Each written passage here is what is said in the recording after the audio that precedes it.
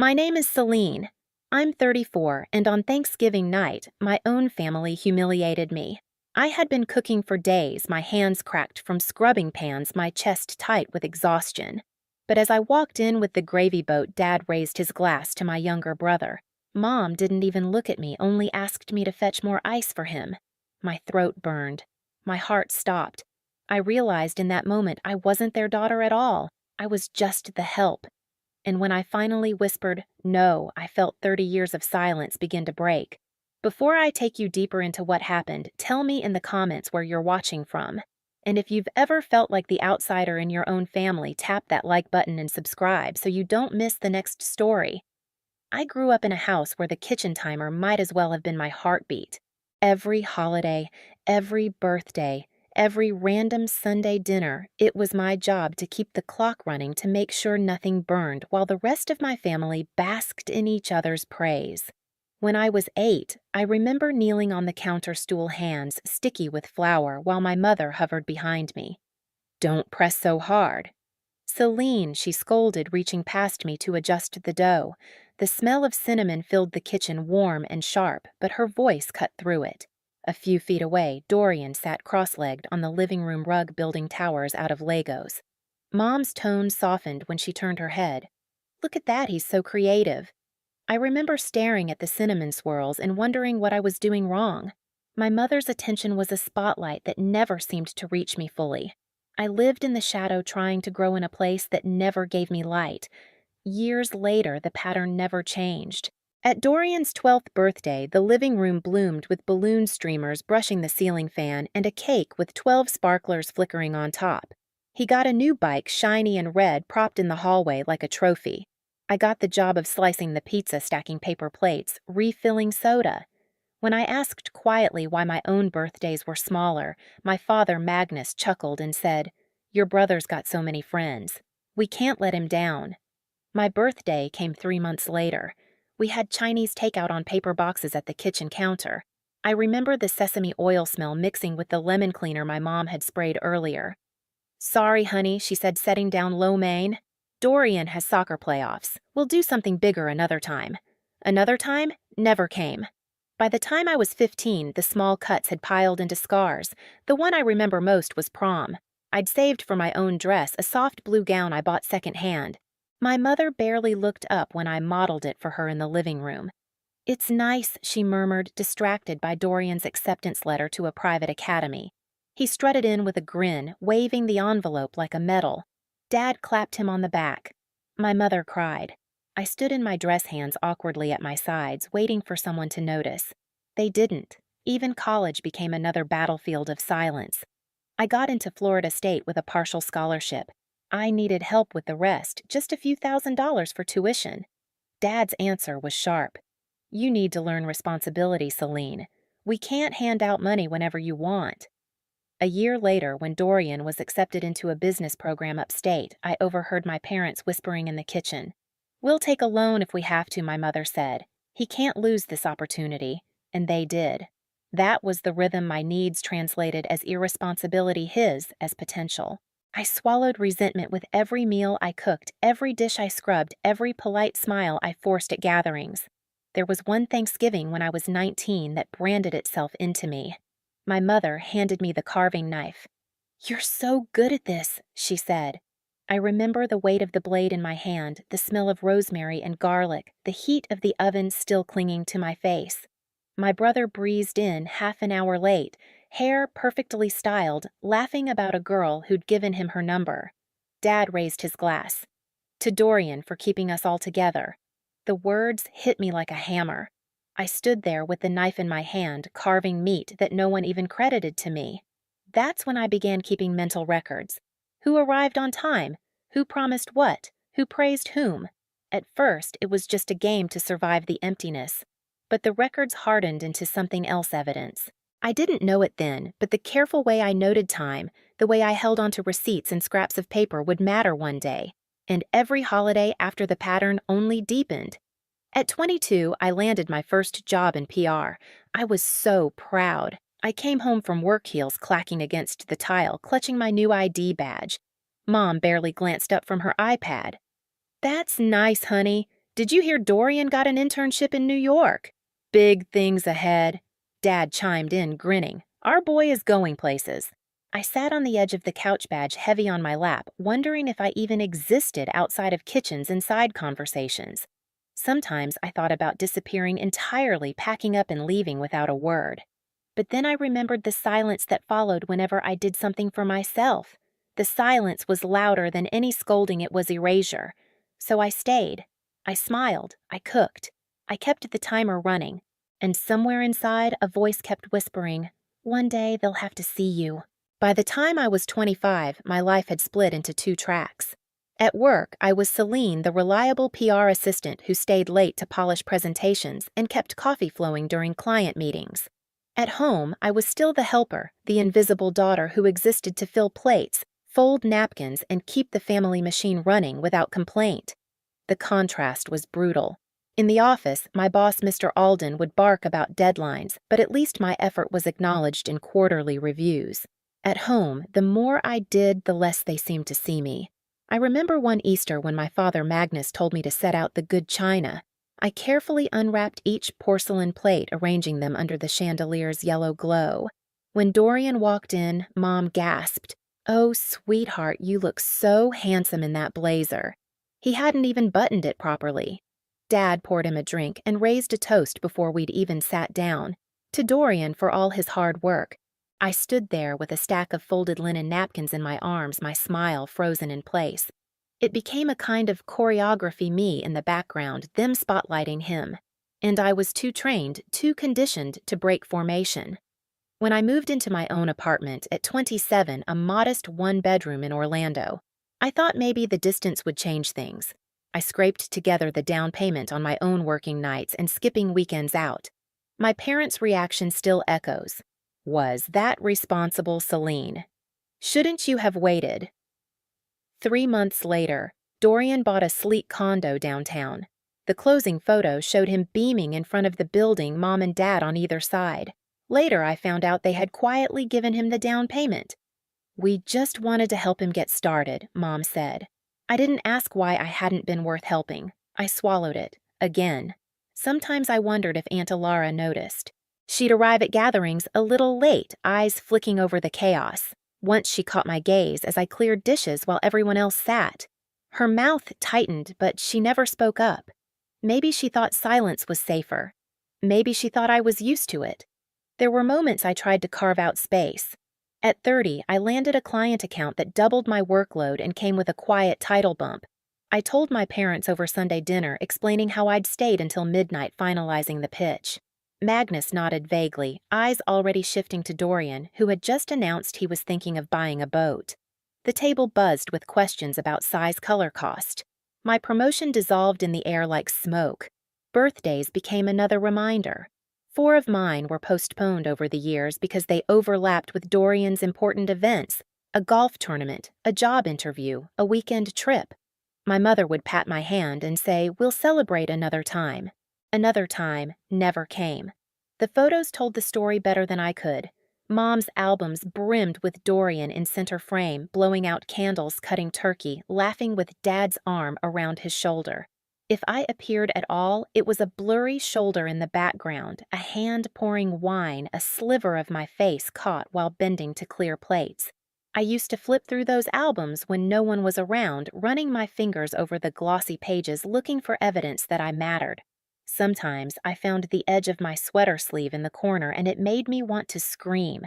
By 32, the exhaustion had seeped into my bones. At work, I covered for colleagues who missed deadlines, carried accounts no one else wanted.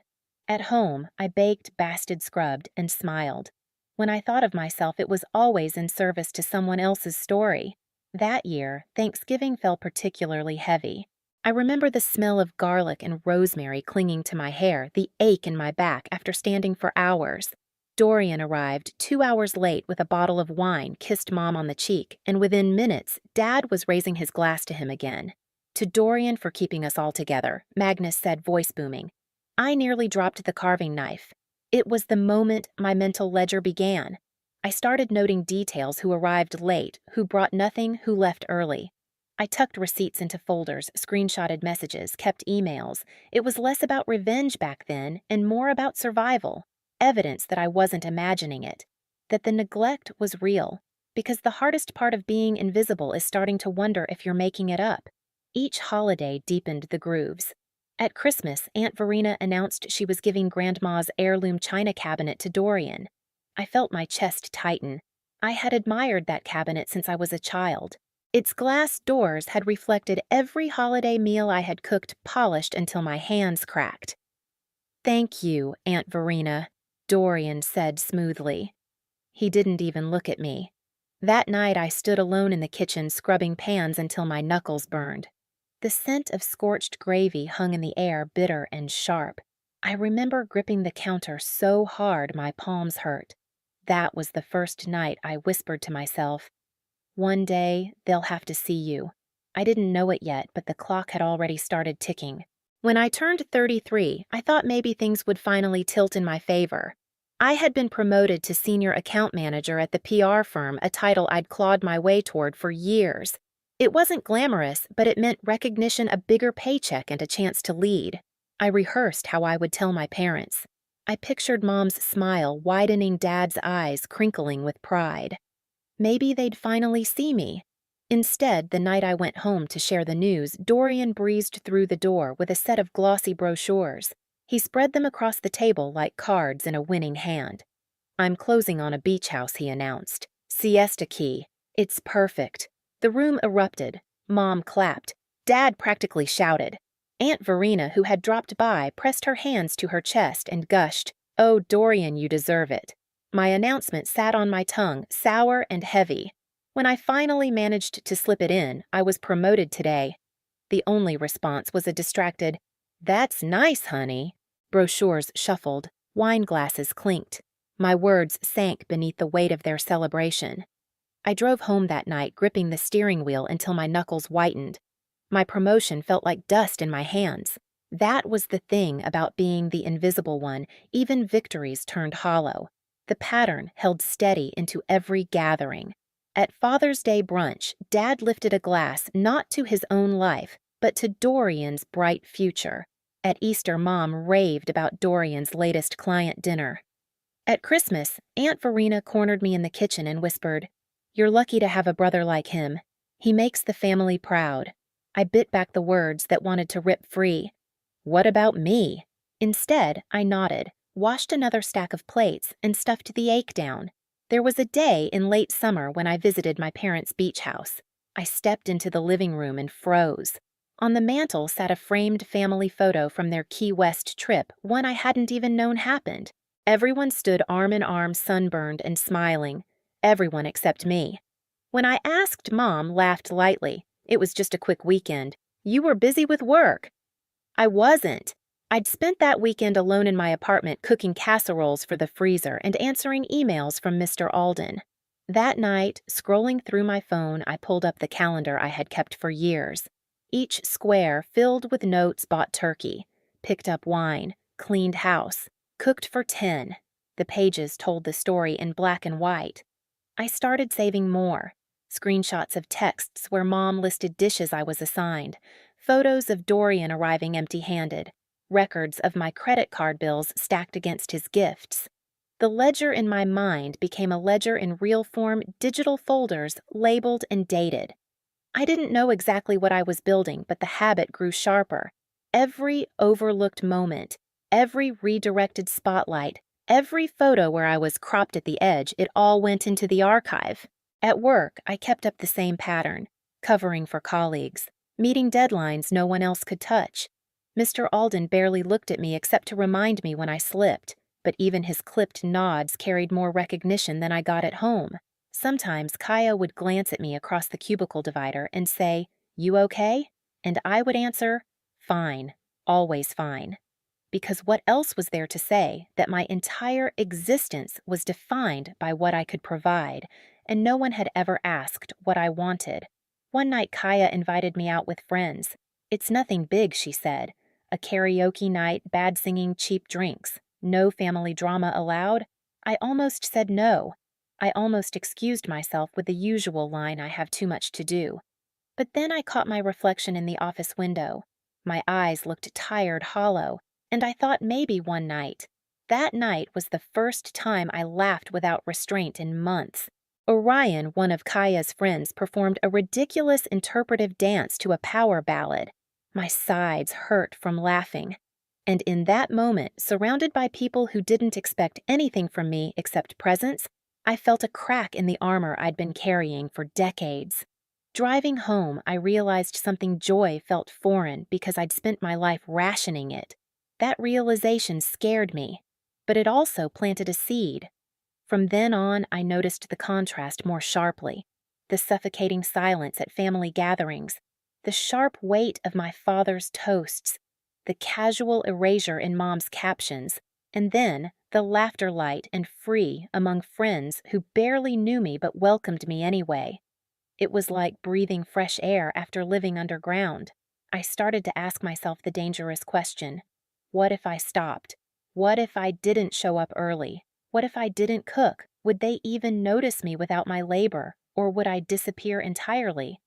The thought terrified me, because the truth I had never said out loud was this: I wasn't afraid of being unappreciated. I was afraid of being disposable. That fear kept me tethered longer than I want to admit. But the ledger kept growing, and deep down I knew the day was coming when the weight of it all would break the silence. By the time Thanksgiving crept up again, I was 34, and the grooves of favoritism in my family were so deep they felt carved into stone. Still, some stubborn part of me hoped maybe this year would be different. Maybe the effort I poured into the turkey, the pies, the sides, everything would finally mean something. I arrived 2 days early at the beach house. The kitchen became my prison cell, the timer my warden. The scent of garlic and onions clung to my hair. My fingers cracked from scrubbing pans. I whispered recipes under my breath the way other people might whisper prayers. And then Dorian showed up 2 hours late. Designer luggage and tow bottle of wine swinging casually from his hand. Mom's face lit up like a floodlight. Dad clapped him on the back, his booming laugh filling the house. Aunt Verena leaned close to catch his latest story about clients and golf games. Not one of them came into the kitchen to help me. Not one asked how I was doing.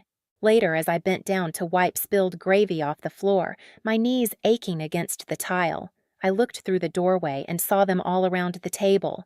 Mom straightening Dorian's collar, Dad pouring him wine, everyone leaning in as though he were a magnet. And then Dad lifted his glass. To Dorian for bringing us all together this year. The knife edge of those words sliced through me. I had been here since Tuesday. I had chopped, basted, cleaned. I had risen before dawn to put the turkey in the oven. And yet the gratitude flowed in only one direction. I pressed my palm against the floor, forcing myself not to cry. Because tears wouldn't change anything. Tears would only confirm what they already believed, that I was weak, oversensitive, not worth noticing. I stood, wiped my hands, and carried the heavy silver gravy boat to the table, the same one my grandmother used. A relic of a woman who I realized had probably spent her life serving men who never wondered if she had dreams of her own. I set it down hard. The thunk made them glance up for half a second. Then Mom turned back to Dorian. "Selene, get more ice for your brother's drink," she said, not even looking at me. That was when the word slipped out steady and low. No, it hung there shocking like the air after lightning. Dorian's smile faltered. Mom blinked rapidly as if I'd spoken in a foreign language. Dad's face darkened, his fork clinking against the plate. "Your brother drove all the way from Tampa," he said. 2 hours, I answered, my voice louder this time. "I've been cooking for 2 days. Silence spread like smoke. The unspoken rules had been broken. I wasn't supposed to say that. I wasn't supposed to make myself visible, but I had. And though Mom tried to smooth it over, laughing, nervously redirecting the conversation back to Dorian's latest promotion, something inside me shifted. It was small, just a spark. But sparks can burn down houses. That night in the kitchen, I noticed Mom's iPad glowing on the counter. Notifications pinged. Against my better judgment, I tapped the screen. Her latest Facebook post stared back at me. "Excited for Dorian's special Thanksgiving menu, can't wait to taste what my talented son suggested." Not a word about me. Not a word about the 2 days I'd spent prepping. Scrolling further, I saw photo after photo of family holidays, Dorian-centered, laughing glasses raised. Me, if visible at all, blurred in the background with a tray or dish in hand. It was like watching my life vanish frame by frame. Something inside me hardened. It wasn't just suspicion anymore, it was proof. Years of being erased, archived in glossy albums and digital posts for everyone to see. The ledger in my mind had just turned into evidence. Later, when Mom called out from the dining room, "Selene, where's the pumpkin pie?" I carried it in with trembling hands. But I wasn't trembling from nerves anymore. I was trembling from clarity, because in that moment as they laughed around the table without me, I realized the truth. If I stopped serving, I might cease to exist to them, and maybe, just maybe, that was the risk I needed to take. I poured myself a glass of wine, sat down without asking permission, and caught Aunt Alara's eye across the table. She gave me the smallest nod, subtle but steady, as if to say, "I see you." That nod carried me through the rest of the night. I didn't know it yet, but the rebellion had already begun. The morning after Thanksgiving, I woke up in my childhood bedroom, staring at the faded seashell wallpaper that hadn't changed since I was 10. My head throbbed with a dull ache, not from the wine, but from the heaviness of last night. The word "no" still echoed in my chest, stronger than any toast or applause. I padded to the kitchen, the floor cold against my bare feet. Mom's iPad sat where she'd left it the night before, glowing faintly with notifications. I shouldn't have opened it again, but I did. Something pulled me. That's when I saw the messages. A private thread with Aunt Verena. "Don't worry, Dorian. Selene always handles the cooking. She's good at it and she doesn't mind. Another one, we'll let her take over the prep. You just relax when you arrive." My throat tightened. It wasn't forgetfulness. It wasn't accidental. It was deliberate. They had already written the script for me servant helper background. I snapped a photo with my phone before my courage failed. The sound of the shutter was too loud in the silent kitchen. I realized then that I had something tangible proof that I wasn't imagining it, but one screenshot wasn't enough. Back in Orlando, I opened my laptop and created a folder. I labeled it simply "Record." The first thing I dropped in was the screenshot of the iPad messages. Then I started digging. Emails from Mom over the years assigning me dishes like a manager delegating tasks. "Selene, bring your cranberry relish stuffing and the pecan pie. Don't forget to come early, we'll need you to set the table." I highlighted the phrases where she never asked, only ordered. I searched Facebook again, post after post, year after year, so proud of Dorian's taste in menus. "Can't wait to try Dorian's favorite dish this Christmas." Not once did my name appear. I screenshotted them all, labeling each with the date and event. I dug deeper into my own files. My digital calendar was full of entries, grocery runs, cooking prep pickups. Thanksgiving 2019. Turkey in oven 5 a.m. Pies ready by 10. Easter 2020. Buy eggs, make deviled eggs, clean house. Christmas 2021. Set table cook, ham prep punch. I realized I had been keeping records all along without knowing it. My calendar was a diary of invisible labor. I printed a few entries, the ink sharp and black against the white paper. They looked like evidence exhibits in a trial, but I needed more than paper. I needed something irrefutable. That's when I remembered the porch camera. Dad had installed it years ago after a neighbor's car got broken into. He'd even shown me once how to access the feed. "Just log in online," he'd said, "in case we ever need it." Now I did. Scrolling through the archived footage, I found the clip from Thanksgiving night. Timestamp 6:12 p.m. The family sitting down at the long table, glasses raised, laughter, and me still in the kitchen, not yet seated. I froze, the frame heart pounding. It was exactly as I remembered.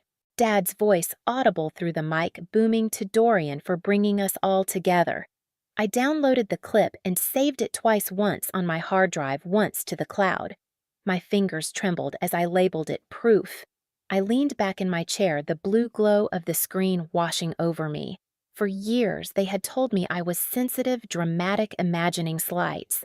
But here it was. Video, timestamp, audio. Still, a voice in me whispered, What if it's not enough? I knew how slippery they were. Mom would smile and say, "Oh, you misunderstood." Dad would grunt that it was just a figure of speech. Dorian would shrug and laugh. So I gathered more. I went through receipts I had saved in shoeboxes, grocery bills that proved I had purchased all the ingredients year after year. Hundreds of dollars spent unacknowledged. I lined them up on my bed like a paper trail leading straight to the truth.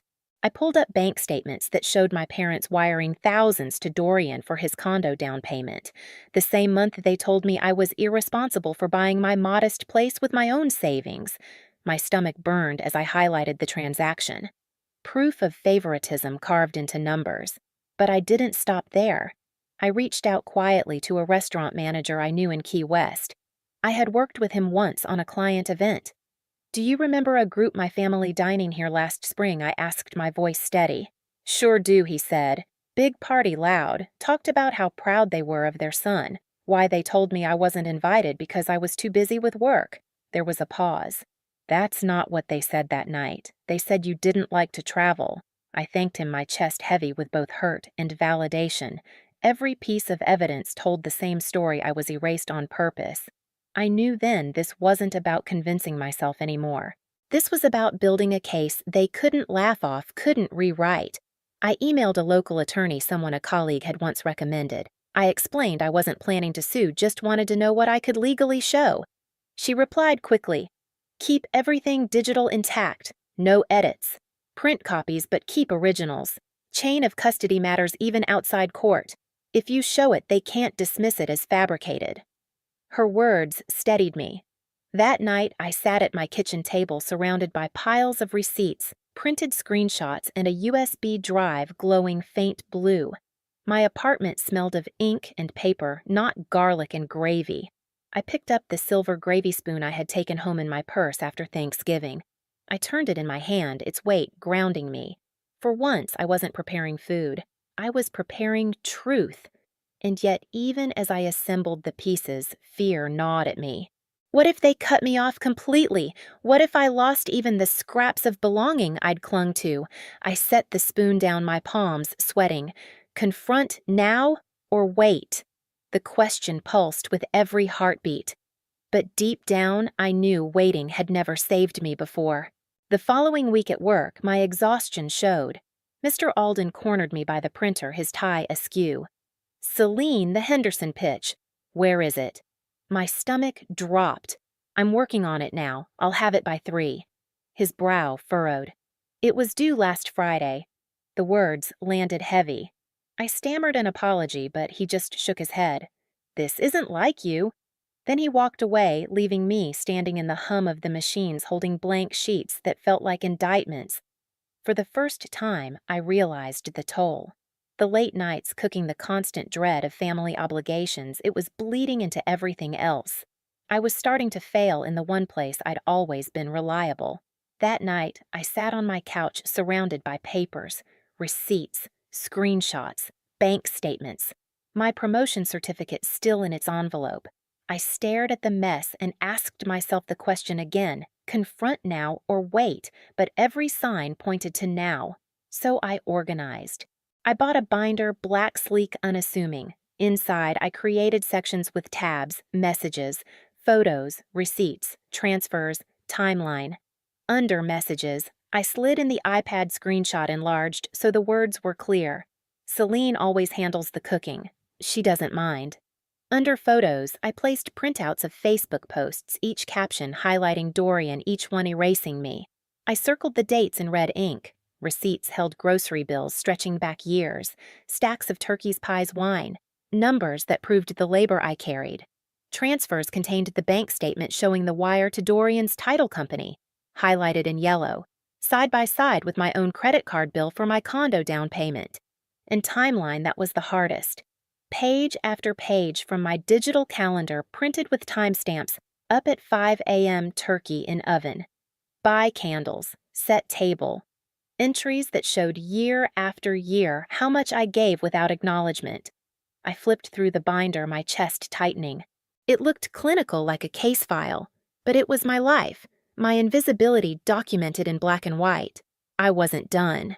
I still had the porch camera footage, that clip of Thanksgiving night timestamp 6:12 p.m., Dad's voice booming to Dorian for bringing us all together. I transferred it to a USB drive and labeled it in neat block letters, Exhibit A. I created a duplicate drive too, slipping it into a small box I left at Kaya's desk the next day. "Hold on to this," I whispered. She arched a brow. "What is it, just backup?" "In case?" Her gaze softened. "You're scaring me a little." "Don't be. I just need to know someone has it." That night when my phone buzzed with another family group text, I almost laughed. "Mom, exciting news. Christmas will be at Dorian's new beach house, Selene. Here's your list. Stuffing cranberry relish puff pastry bites, chocolate pecan pie. Come early to set up around 9. Dorian has an important client breakfast." I stared at the message until the screen blurred. Then I screenshotted it and slid it into the binder under messages.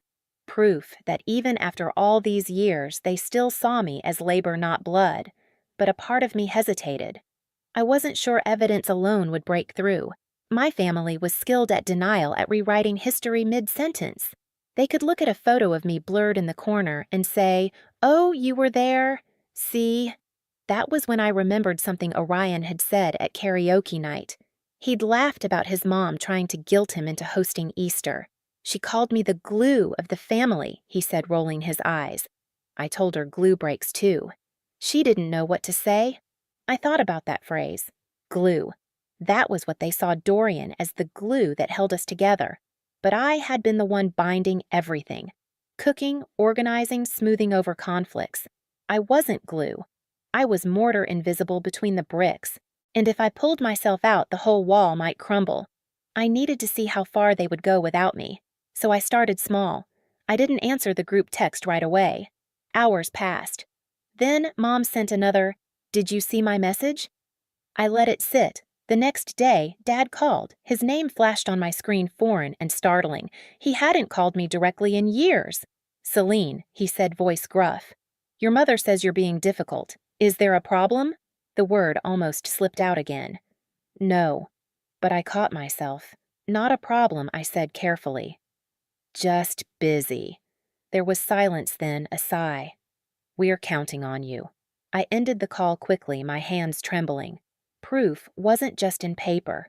It was in the way their voices only rose when they feared losing my service. That night, I opened the binder again and added a new section, voicemails. I recorded Dad's message, transcribed his words, and slipped it inside. Piece by piece, I was building not just evidence, but a mirror they couldn't look away from. The more I gathered, the clearer it became. I wasn't preparing to beg them to see me. I was preparing to force them to confront who they really were. And when the day came, I would be ready. I placed the silver gravy spoon on top of the binder like a paperweight. It glinted under my lamp, a reminder of the night I said no. I whispered to myself, "This time, they'll hear me." For once, I believed it. I spread everything across my dining table one Sunday morning, the binder, the USB drives, the stack of receipts bound with a rubber band. Sunlight streamed through the blinds, striping the evidence like prison bars. It struck me then, for years, I had been the jailer of my own silence. Now I was holding the keys. I didn't want a screaming match. I didn't want another night where my words dissolved into laughter and wine. I wanted clarity, undeniable, preserved. So I started to plan. Legal shield. I met with the attorney again. A small office, books stacked high, the faint smell of coffee and paper. She adjusted her glasses as she flipped through the binder. "You've done my job for me," she said dryly. "Chain of custody matters. Keep originals untouched. Label everything. If they try to claim fabrication, time-stamped records win." "What about the porch footage?" I asked. "As long as you had access and it's your family property, you're within rights. Present it clean. Don't splice or edit. Bring the original file and a copy."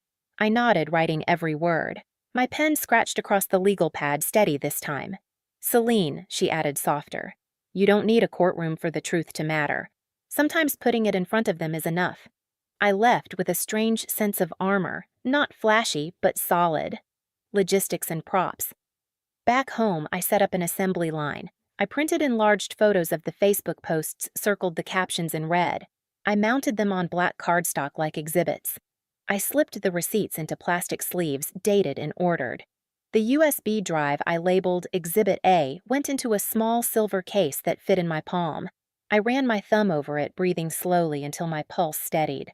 I placed everything in the binder, each tab, neat, each page ready. Then I made duplicates scanned to the cloud, saved to Kaya's laptop, a second USB hidden in my purse. If they tried to dismiss, I'd have another. If they tried to walk out, I could send it digitally. I wouldn't raise my voice. I wouldn't need to. Allies and roles. Kaya agreed instantly when I told her. Of course I'll back you, she said. Someone has to. Aunt Alara was more cautious. We met at a quiet diner off Colonial Drive. She stirred her tea eyes, flicking around the room. I've seen it for years, she admitted finally. I stayed silent because it wasn't my battle. But if you're ready, I'll stand beside you. Her words loosened something in my chest. For so long, I thought I'd been utterly alone. Just be there, I said. If they accuse me of exaggerating, I need someone to say, I saw it too. She nodded, her lips pressing tight like she was sealing a vow. Orion, when I told him, laughed at first. You're staging a family intervention with exhibits, damn Selene, that's badass. But then he sobered. Tell me where to stand. If someone storms out, I'll block the door. If they shout, I'll be your calm.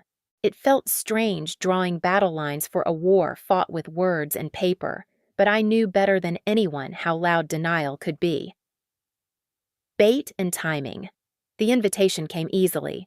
Mom called one afternoon, her voice dripping with forced cheer. Let's meet for coffee, Selene. We should talk about Christmas plans. Perfect. Sunrise Cafe, I suggested. Neutral ground. Lovely, she said. I told her I'd bring a little surprise. She chuckled, probably imagining cookies or a new recipe. The real surprise was waiting in the binder. I timed it for midweek noon. Busy enough that she couldn't scream without an audience, quiet enough that I could spread papers on the table. I rehearsed every step, arrive 5 minutes early, choose a corner table with good lighting, order peppermint mocha to match hers so she couldn't claim I'd been difficult. Place the binder flat weight until she pulled out her album, then drop mine. Rehearsal and risk. The night before, I practiced aloud in my apartment. The walls echoed back my steady voice. When you said Dorian brought us together, here's where I was. Slide the photo. When you told me you never erased me, here are the posts. Open the binder. When you said I imagined it, here's the footage. Place the USB on the table. I timed each sentence to last no longer than it took to breathe. Short, sharp, irrefutable. I even planned contingencies. If she denied, show timestamp. If she called me ungrateful, read Dad's voicemail. If she tried to walk out, email the files before she reached the door. I wasn't going to win by yelling. I was going to win by being undeniable. And if they still chose to look away, then at least I'd know the truth had been offered clean and complete. The symbol before bed. I pulled the silver gravy spoon from the drawer. I held it like a talisman, the metal cool against my skin. That night at the table, it had been my weapon. Now it was my anchor. I whispered, I won't be invisible again. And for the first time, I believed it. Final readiness. On the morning of the meeting, I dressed simply black dress, low heels, hair tied back. Nothing flashy, nothing they could mock. I slipped the binder into my bag, the USB into a side pocket. My pulse thudded, but my hands were steady. Kaya texted, "You've got this. Backup ready." Alara texted, "I'll be nearby if you need me." I stood in my doorway, breathing in the crisp air. This wasn't just a coffee meeting. It was the moment I stopped being their servant and became my own witness. I looked at my reflection in the microwave door one last time. "I won't raise my voice," I whispered. "I won't need to." Then I picked up my bag and walked out. The bell above the Sunrise Cafe door jingled as I stepped inside. Midday sun streamed through the big front window, scattering across wooden tables and glinting off chrome fixtures. The place smelled like peppermint mochas and toasted bagels. It should have been comforting. Instead, it felt like a stage. I arrived 5 minutes early, binder in my bag, USB drive in the side pocket. My hands didn't shake, not yet. I chose a corner table with a wide view of the room. I wanted her to feel the eyes of strangers if her voice rose. When Mom Isolde entered, she was immaculate as always. Silk scarf manicured nails, perfume that carried a powdery sweetness across the cafe. She smiled tightly. Selene. Mom. We ordered matching peppermint mochas. She brought her leather photo album just as I had expected. She set it down like a peace offering, but I knew better. That album was a weapon, a curated story where I was already erased. We sat in silence for a moment, sipping. She opened the album, flipping to a page with Dorian in a graduation cap. Your brothers always brought us so much pride. I let her words hang. Then I reached into my bag and placed my binder on the table. It landed with a quiet, decisive thud. Her brows knit. What's this? Something you've never seen? I said. My voice was calm even. She turned a page in her album, showing another photo of Dorian with a birthday cake Mom and Dad glowing on either side. My own face was cropped at the edge, half hidden behind a tray of food. I slid a printout across the table. Thanksgiving 2022. Dorian at the head glass raised. Me in the kitchen doorway blurred. Caption excited for Dorian's special menu. She blinked, lips parting. Selene. I cut her off quiet but sharp. Do you see me in this photo? Her eyes flicked down. The silence stretched. Next, I pulled out the screenshot of her iPad messages. Selene always handles the cooking. She doesn't mind. I tapped the words with my finger. You wrote this, not once, repeatedly, assigning me labor like I was staff, not your daughter. Her hand twitched, closing the album halfway. You're misinterpreting. I just meant no. My voice was steady. You meant exactly what you wrote. The cafe hum carried on around us, baristas calling names, cups clinking, holiday music floating faintly. Yet our table felt frozen. I opened another tab, receipts from years of grocery bills, each date lined with holidays. Who bought every turkey? Who paid for the pies, the wine? Not Dorian. Her cheeks flushed. She looked around nervously as if others might overhear. This isn't necessary. Families don't keep score. I didn't keep score, I said. I kept records. I slid forward the bank statement with the highlighted wire transfer to Dorian's title company. You called me irresponsible for buying my condo with my own savings, and yet you wired him tens of thousands. Her breath caught. That's different. Because he's your golden child. I leaned back, my voice low-controlled. Because everything I do is expected, but everything he does is extraordinary. She looked down at her untouched mocha, stirring it, even though the foam had already dissolved. I reached for the USB drive, placing it between us. This is from the porch camera. Thanksgiving night. Timestamp. 6:12. Dad raising his glass. To Dorian for bringing us together. While I was still in the kitchen, her hands froze around the spoon.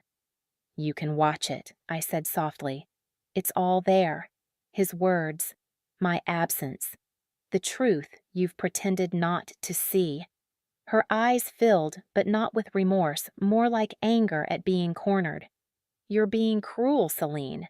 Dragging family matters into public like this. I shook my head. No, I'm refusing to disappear again. For once, she had no retort ready. We sat in silence. Around us, people chatted about holiday shopping laptops, clicked the espresso machine, hissed. The world moved on, oblivious. Finally, she whispered, What do you want? I exhaled slowly. This was the moment I had rehearsed. I want you to stop treating me like staff. I want acknowledgement that I exist outside the kitchen, and I want you to understand I won't be coming to Christmas at Dorian's. Her head snapped up. Don't be ridiculous. Of course you're coming. I've already booked Key West, I said. My voice didn't shake. Jessica and I leave Christmas Eve morning. Her mouth opened, then closed. She looked like she'd been slapped. You would abandon your family for what, a vacation? For freedom, I said. The words tasted sharp, clean, final. She stared at me, knuckles white around the edge of her album. I almost felt sorry for her the way her perfectly painted mask cracked. Almost. You'll break your father's heart, she tried, voice trembling now. I met her gaze. No! You already did every time you pretended I didn't matter. She pressed her lips together, eyes darting as though searching for a script, but there was none. Not this time. The barista called an order large chai latte for Alex, and the sound jolted us back into reality. I gathered the binder, the USB, the photos, slipped them into my bag with calm hands. Then I set a $10 bill on the table for my mocha. "This one's on me," I said, standing. "No strings attached." Her eyes widened at the phrase. She understood. I touched her arm lightly before leaving. "When you're ready to have a daughter instead of a servant, you know where to find me." Then I walked out into the bright December afternoon, my footsteps light my shoulders steady. The sun hit my face warm despite the chill in the air. For the first time, I felt untethered, not lost, but free. And I knew the battle wasn't over. There would be fallout, anger, silence. But the climax had come and gone. I had spoken the truth, and it had landed. The silence came first. Days passed without a single text from Mom. The family group chat, usually buzzing with recipe suggestions and reminders, went dark. For a moment, I wondered if I had erased myself completely. Then the messages trickled in.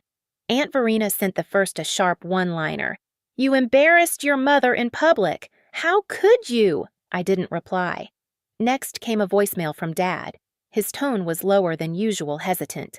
"Selene, your mother's upset. Maybe you should apologize. Just make this easier." I replayed it twice, listening for any hint of recognition. None. Just another attempt to patch the cracks without looking at what caused them.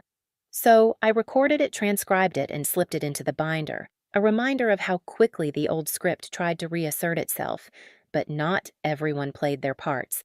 Aunt Alara called 2 nights later. "You did the right thing," she said. Her voice was steady, supportive. "I saw your face at Thanksgiving. I should have spoken up sooner. I'm sorry for my silence." The apology caught me off guard. My throat tightened. "Thank you," I whispered. At work, Kaya slipped a note on my desk. "Proud of you." Just 3 words, but they glowed brighter than any toast I'd ever heard at the family table. The consequences unfolded in layers. Legal and financial. A week after the cafe confrontation, Mom called again, her voice clipped. "We've been rethinking the trust. Things will be adjusted." It wasn't a threat. It was an admission. They had always used money as a leash, dangling it toward Dorian, keeping me in line with scraps. Now, with me refusing to play, they were scrambling to rearrange the narrative. I didn't argue. "Do what you think is fair," I said, though we both knew fairness was never the point. I hung up, strangely relieved. If their love came with strings, then cutting those strings was freedom, not loss. Social and familial words spread quickly. Relatives sent thinly veiled messages. "Family is everything. Don't let pride ruin it." But something surprising happened too. A cousin I barely spoke to messaged me privately. "I've always admired you. They never gave you credit. Good for you." It wasn't much, but it was enough to remind me I wasn't the only one watching the pattern. And when Christmas came, their perfect beach house gathering faltered. Aunt Alara texted me photos, the turkey undercooked, the stuffing burned. Dorian pacing the kitchen, frustrated. My mother looking strained without her usual helper. I laughed until my stomach hurt.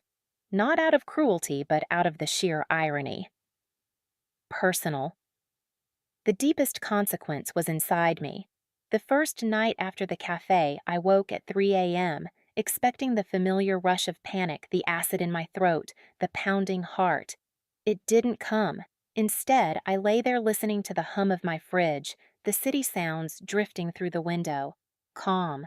I realized the silence wasn't absence. It was space. I picked up the silver gravy spoon from my nightstand. My hand no longer trembled. It was just metal now, not a burden. And when I thought of future gatherings, I didn't feel dread. I felt choice. Boundaries became my language. Short, clean phrases. "I'm not available for this version of family anymore. Any contact should come through writing. I'll join when labor is shared." I practiced them in the mirror until they felt like armor, not heavy, but firm. It wasn't about revenge anymore. It was about reclamation. For decades, I had been the invisible thread holding everything together. Now, if the fabric unraveled without me, that was never my fault. As I closed the binder and slid it onto a shelf, I whispered to myself, The record stands. I don't need to prove it again. And with that, I let the weight drop from my shoulders. The boundaries were drawn, the consequences had landed, and I was free to step beyond them. 11 months later, Thanksgiving looked nothing like the ones I'd grown up with. My Orlando condo smelled of rosemary and garlic, but this time I wasn't alone in the kitchen. Kaya was at the counter laughing as she tried to keep Orion from dumping too much butter into the potatoes. Aunt Alara set a pie on the table, her cheeks flushed with warmth, not obligation. The plates didn't match. The table runner was just a strip of fabric I'd bought on sale. But when we sat down, I was in the center, not blurred in the corner. We passed dishes, hand to hand, voices overlapping no toasts to a golden child. Just shared food, shared labor, shared joy. On the wall behind us hung a photo from last year in Key West, me sun-drenched, smiling no tray in my hands. I caught sight of it as I raised my glass, and for once, I didn't feel invisible. My phone buzzed later that night. Dad's name lit up the screen. Your mother and I were wondering if we could visit for Christmas. We'll cook together this time. I looked at the photo again, then answered calmly. That could work on my terms. Sometimes the bravest thing you can do is draw a line and refuse to cross it again. Boundaries aren't walls, they're doors you choose who to let in. Have you ever felt like the invisible one in your own family? Share your story below, and if this resonated, subscribe so you won't miss the next chapter.